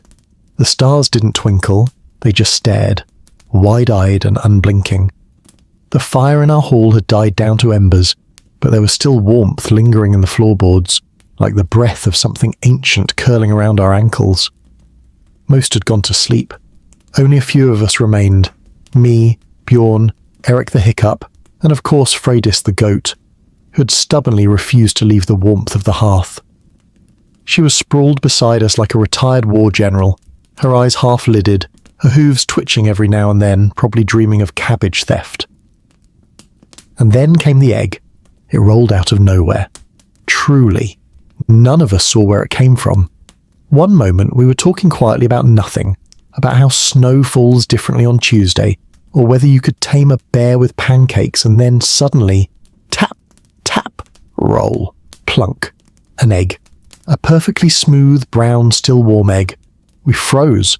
Not out of fear, just confusion. Freydis blinked at it, snorted, then turned away as if to say, "Not my business." Bjorn picked it up carefully, like it might explode. Where did this come from? No one answered, but we could smell it. Warm, fresh, with the faintest scent of hay and something more. Smoke? Spice? It was hard to tell. Eric sniffed it like a suspicious merchant, then shrugged. It smells like secrets. And secrets, as everyone knows, should be eaten carefully. Elder wasn't around. She was off gathering nettles under moonlight, as she did during certain lunar cycles, so it fell to us to decide the fate of the egg. We placed it gently into the last pot of coals, no flame, just heat, the kind that radiates from stone and soot and memory. We buried the egg there, nestled it under black ash, and waited. The hall was quiet. You could hear the wind slipping under the door, the occasional crack of a roof beam settling into its own old bones. After a while, maybe 10 minutes, maybe an hour, the egg was ready. Bjorn peeled it. Steam curled from its surface. The shell crumbled softly, falling away to reveal something not quite ordinary. The white had taken on a silvery sheen. The yolk, when split, glowed faintly. I don't mean metaphorically. It glowed, like the inside of a candle or a fire seen through frost. We didn't question it. We ate it. It tasted calm. That's the only way I can describe it. Not just delicious, though it was, with a texture like softened sunlight, but peaceful, like the first deep breath after a long cry, like hearing the snow fall, like waking up and realizing the storm passed while you slept. We passed the yolk around, each of us taking a small bite, saying nothing. When it was gone, the room felt warmer, brighter, like the fire had returned, even though the logs remained unlit. That night we didn't need light. We just sat there, bathed in the invisible fire the egg had left behind. After that, we tried to replicate it. We tried burying eggs in ash, wrapping them in damp leaves, adding herbs, whispering over them. Nothing worked quite the same. That first one had been special. So we told the story, passed it down, the tale of the midnight egg, the egg that arrived without sound, that glowed without fire, that comforted without effort. Some said it was magic. Others said Freydis laid it, and just didn't want credit. Me, I think the world gives you what you need if you're quiet enough to notice it. Years later, on cold nights, we'd bury eggs in coals out of habit. Sometimes they'd be perfect, sometimes overcooked. But the act itself, the waiting, the peeling, the soft steam rising into the night air, was enough. Food doesn't have to be flashy. Sometimes it just has to arrive when you're quiet and waiting. So now, as the night deepens around you and your breath begins to follow the rhythm of rest, imagine that egg, smooth in your hands, warm in the dark, glowing with something you don't need to name. Let it melt into you. Let it feed the silence. And drift now into the next tale. Apples are harmless. That's what I thought anyway. Until the day an apple caused a shouting match between two berserkers, broke a bench, and nearly got our longhouse banned from the annual village market for unruly produce-based behaviour. Let me explain. It was early autumn, the kind where every breath tastes like firewood, and the trees start whispering secrets. We'd just finished hauling in the season's final harvest. Barley, turnips, sour plums, and one overflowing basket of bright red apples. Round, firm, glossy as polished shields, Elder had traded a smoked goose for them, and it might have been the best deal in Viking history. We carried them into the longhouse like treasure. You could smell them before you even touched them. Crisp, sweet, with that gentle tang that made your mouth prepare itself before the bite. These weren't cooking apples, no. These were eating apples. Fresh, cold, straight from the god's orchard. Bjorn grabbed the first one. Now, Bjorn wasn't delicate. He bit into it like it owed him money, and the crunch echoed like thunder across the hall. Juice sprayed halfway across the table. A seed hit Eric in the forehead. Bjorn chewed, nodded slowly, and said, "That's the best thing I've eaten all month." Eric, not to be outdone, picked one up and examined it like it was a fine piece of steel. "I'll be the judge of that." He took a bite. Then he froze. We all stared. He chewed once more, swallowed, and muttered, "I was wrong. This is the best thing I've eaten all month." So far, so good. But then, as fate would have it, both men reached for the same apple at the same time. One apple. Two large, hungry, pride-filled warriors. Their hands collided midair. The apple fell, rolled across the table, bounced off a bowl of broth, and landed in Freydis's lap. The goat blinked. Then, slowly, she opened her mouth and ate it in 3 loud bites. Silence. Bjorn stood up. Eric stood up. Freydis stared at both of them, smug as a queen. What followed was an argument so dramatic, so unnecessary, that Elder threatened to pour turnip vinegar in both their mead mugs if they didn't sit down. Someone banged a drinking horn on the bench. Someone else offered to bake the rest of the apples into a pie to avoid future bloodshed. That suggestion saved us. And so, the great apple pie was born. Elder chopped the remaining apples with care, simmered them in honey and mead, added a pinch of nutmeg and a generous handful of crushed nuts. She baked them into a thick rye crust, brushed with goat cream, and baked over hot stones wrapped in wet leaves. The smell alone made everyone forget why we were mad. The pie was unlike anything we'd ever tasted. Tart and sweet, soft in the middle, crunchy at the edges. The crust was smoky, almost caramelized. The apples melted in your mouth like old memories. We sat around the fire that night, passing slices, licking our fingers, and declaring peace. Bjorn and Eric even shared the last bite. From then on, every autumn we made that pie. We called it the treaty slice. Sometimes we'd serve it with clotted cream, other times with a drizzle of pine syrup or a crumble of sharp goat cheese. Once we added dried berries and declared it dessert for the gods. We took it to the village market, sold it by the slice, and warned every customer this pie contains conflict resolution. Eat with caution. It's sold out every time. And yes, the original apple incident still comes up. But now it's told with laughter. Because that's what food does. It sharpens memory, softens grudges, and sometimes, when you're lucky, turns a nearly violent moment into a festival tradition. So now, as your thoughts settle like leaves on still water, imagine that pie in your hands, warm, fragrant, flaking just a little. A bite that reminds you things can always be made right. That sweetness can follow fury. That peace can be baked if the oven is hot and the apples are ripe. Let that comfort stay with you, and drift now, calmly, into the next tale. We didn't trust the sky. Not in autumn anyway. It changed too quickly, clear one moment, storming the next.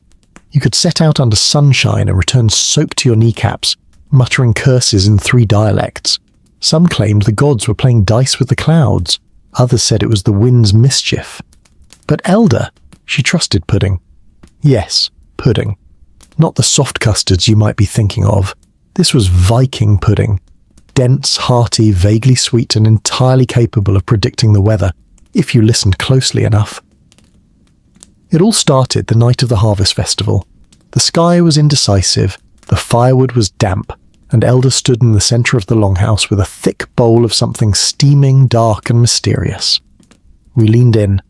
"Pudding," she said simply. We waited. Then she added, "If it cracks before the first spoon hits, rain by morning." Bjorn raised an eyebrow. "And if it jiggles?" "Fog." "What if it doesn't move at all?" Elder looked him dead in the eyes. "Snow." We laughed. She didn't. Then she scooped a large, glistening spoonful onto a wooden platter, and we all stared at it like it might speak. It cracked. A thin fissure ran from edge to centre like a tiny canyon. Elder nodded and said, "Rain." We rolled our eyes, but sure enough, by morning the roof was dripping. From then on, it became a tradition.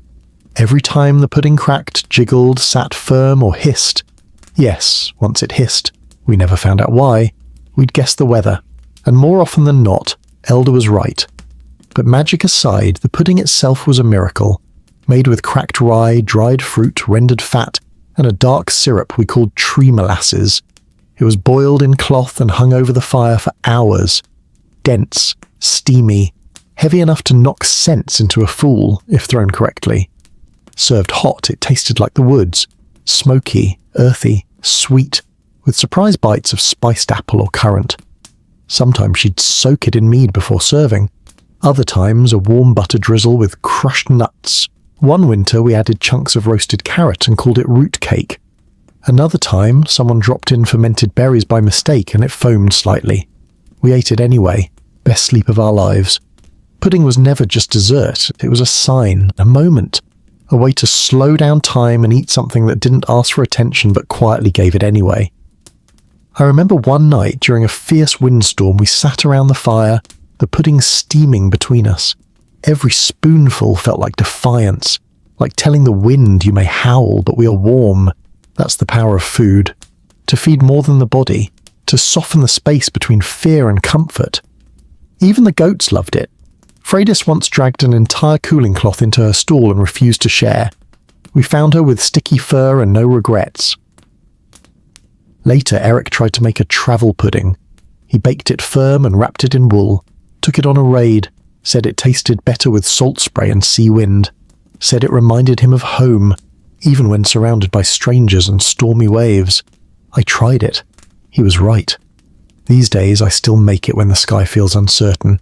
I watch how it sits in the bowl, I listen for that soft crack, and whether the rain comes or not, I know I've tasted something older than fear, something warm, steady, something that listens.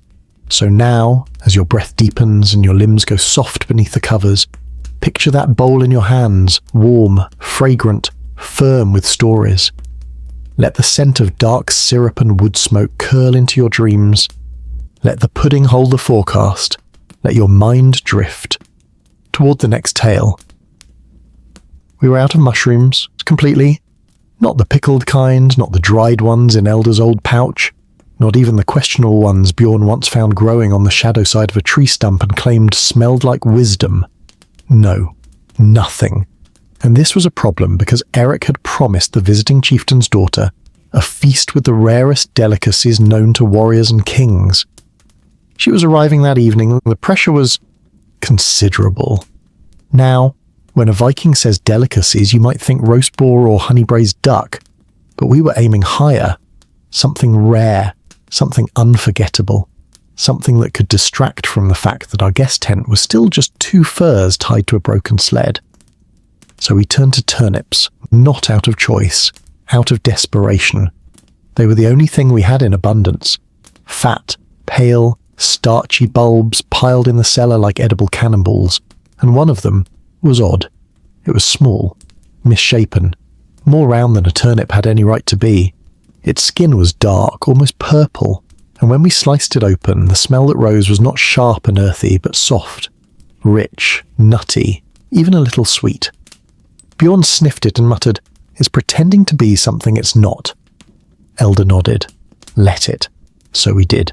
She roasted it whole over a low flame, buried in ashes beside a few coals. For over an hour it sat there, slowly softening, its skin tightening into a delicate crust. When she pulled it out, the entire longhouse leaned forward like hungry hounds. She cut it open with a bone knife. Steam rose. The inside was golden, creamy. The scent, unreal. It didn't smell like a turnip at all. It smelled like forest and comfort and dreams of something just out of reach. Like the memory of food, but made real. We called it the truffle turnip. That night, Elder served it sliced thin, drizzled with melted goat butter, sprinkled with a dusting of ground-dried herbs and ash salt. It was laid carefully atop flatbread rounds that had been crisped in bear fat. The chieftain's daughter took one bite and closed her eyes. She didn't speak for a full minute. When she opened them again, she said, "I didn't know you Vikings had taste." We didn't know if that was an insult or a compliment. but we accepted it. The feast was a success. We served broth with smoked marrow and roasted chestnuts, grilled leeks with fermented cream, and of course small wooden trays of those thin truffle turnip slices, each one carefully fanned like a royal gift. The next morning she asked for the recipe. Elder smiled and said, "Dig, wait, hope." We never found another turnip quite like it, but every year after we tried. We watched for the odd ones, the darker skins, the strange smells, the unexpected shapes. We'd roast them just the same, hoping for magic. Sometimes they came close, sometimes not. But even when they didn't, when they stayed plain and stubborn, we still enjoyed the trying. Because sometimes, a simple thing pretending to be special ends up becoming exactly that. It taught us that food didn't need to be expensive to be rare, that beauty could rise from a cellar floor, that magic could grow in the dark unnoticed until someone chose to roast it slowly with love. So now, as your mind softens like ash-roasted roots and your body sinks gently into stillness, imagine that slice of turnip on your tongue, warm, sweet, melting like snow in your mouth. Let it remind you that not all treasure shines. Some of it steams gently in the firelight, and now, quietly, let yourself drift into the next tale. There's a kind of bread that isn't eaten hot, not because it's bad fresh, but because it's better when it waits, better when the crust softens, when the flavours settle, when the steam has long vanished and the loaf sits quietly, as if it's been listening to the room. We called it resting bread, and we only made it when something had ended, a battle, a season, a story. It wasn't everyday bread, the kind you tear open by the fire, slather in butter, and chew while arguing about goats. No, this was slower, wiser, a bread with patience. Elder made the first one after the last battle of the East Field. We returned bruised, quiet, not defeated, but quieter. Even Bjorn didn't have a joke. Eric didn't sing. I left my axe by the door and didn't look at it for days. And there, on the table, was a small round loaf. Not warm, not hot, just present. It had been made with crushed walnuts, rye flour, dried pear, and a bit of ground caraway, left to rest overnight in a basket wrapped in wool.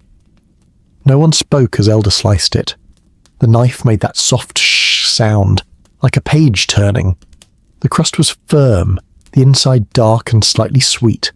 It didn't melt in the mouth. It held there, grounded, steady. The kind of bread that tells you, you're here, you made it. Chew slowly. And we did. Each bite felt like an exhale, a full stop, a thank you whispered without words. Since then, we made resting bread at every ending. After the crops were stored, after the last frost melted, after a long, difficult talk, even after one of the goats finally passed. Yes, Freydis. She left us in her sleep, curled under the smokehouse. Elder baked 2 loaves that night. One with rosemary, one with thyme. We toasted slices over the fire and told every ridiculous Freydis story we could remember. She once ate a stolen mitten and refused to give it back for 3 days. She once stared down a bear. She once broke into a barrel of cider and fell asleep on Bjorn's foot. We laughed, we cried, and we chewed that bread until the silence felt full again. You can't rush resting bread. That's the whole point. It teaches you to wait, to listen, to feel the heat fade and know that's not a loss. It's just part of the flavour. One year we added dried rose petals, another cracked black pepper and shaved goat cheese. One time, after a very long winter, we mixed in wildflowers and ash from the last Yule log. It tasted like goodbye. Goodbye, but with a full belly. Even now, when things end, I find myself craving it. Not out of hunger, just wanting that steadiness, that quiet crunch, that slow chew. So tonight, as this long tale nears its end, and your breath evens out like footsteps in snow, I offer you a slice of that bread. Still, soft, waiting for you. You don't have to bite it now, just hold it in your mind, and know that whatever has ended, something gentle will follow. Let yourself rest, let the flavour settle, and drift now to the final tale. You could hear the laughter before you smelled the food. That's how you knew it was a true feast. Not one of those tight ceremonial spreads with polished bowls and awkward silences, but a real one, Loud, loose, full of mismatched mugs, old friends, new stories, and the kind of food that doesn't care how you sit as long as you eat. It was meant to be a celebration, not of victory, not of riches, just of life. The first snow had fallen, not the heavy kind, just a soft flurry, enough to hush the world for a moment. We gathered in the longhouse, fire blazing, cloaks draped over benches, steam rising from bowls and pots and mugs. Elder called it the feast for no reason, which meant, of course, it had every reason. Bjorn roasted a boar leg in the smoke pit outside. Eric had brewed his strange herbal cider, which tasted like apple and pine needles and made your feet warm. I made the flatbread, 8 loaves folded with butter, salt and wild fennel. Eld outdid herself. A stew of root vegetables and goat necks that had simmered since sunrise. A tart made from the last of the crab apples, with a crust so flaky it fell apart if you looked at it with emotion. And a thick spiced pudding dusted with toasted oats served still steaming, with cream that left fog on your beard. We didn't eat quickly, that was the point. 1 bite, then a story, then 2 bites, then a memory. Someone played a fiddle, someone else sang off key. Freydis the new goat wandered inside and stole half a sausage. We let her. She'd earned it somehow. At one point Eric stood up and declared, "I remember every feast, but never what I said during them." And we all nodded. 'Cause feasts weren't about words. They were about closeness, about steam rising into cold air, about knees bumping under the table, about pausing mid-chew to laugh so hard your bread fell out of your mouth and no one cared. But here's the thing. We never finished that feast. There was no final course, no closing toast, no dramatic speech. Because somewhere in the middle of it all, between bites, between laughs, between refills and spilled cider, and someone telling a story about a haunted turnip, something shifted. We got full, not just in the belly, but full in that quiet way, like a deep sigh, like your body finally says enough, like your soul finds a blanket and wraps up inside. Some people went to sleep by the hearth, mid-conversation. Others wandered outside to breathe in the snow and stare at stars that didn't need names. The food stayed on the table, cooling slowly, patiently. We knew we'd eat it later. But the moment, it stayed there. Perfect, unfinished, like the best things always are. And ever since, we've had the saying, leave a bite on the plate and let the feast linger. Because not every meal needs an ending. Sometimes it's better to walk away with the taste still on your tongue, with one last forkful still waiting, with the promise of more someday. So now, as your eyes grow heavier than your thoughts, and your breath settles like untouched snow, picture that long table, wood worn smooth, bowls still warm, candles flickering low. Feel the weight of your limbs, the fullness of your chest, the gentle way the world asks nothing more of you tonight. You're fed, you're warm, you are home, and so this feast ends, not with a goodbye, but with a soft silence and a full belly, a quiet heart. Let the dreams come now, slow and steady, and may these memories guide you into peaceful dreams. If you drifted off during this journey, let me know below. Sweet dreams. Until next time, shh, sleep well.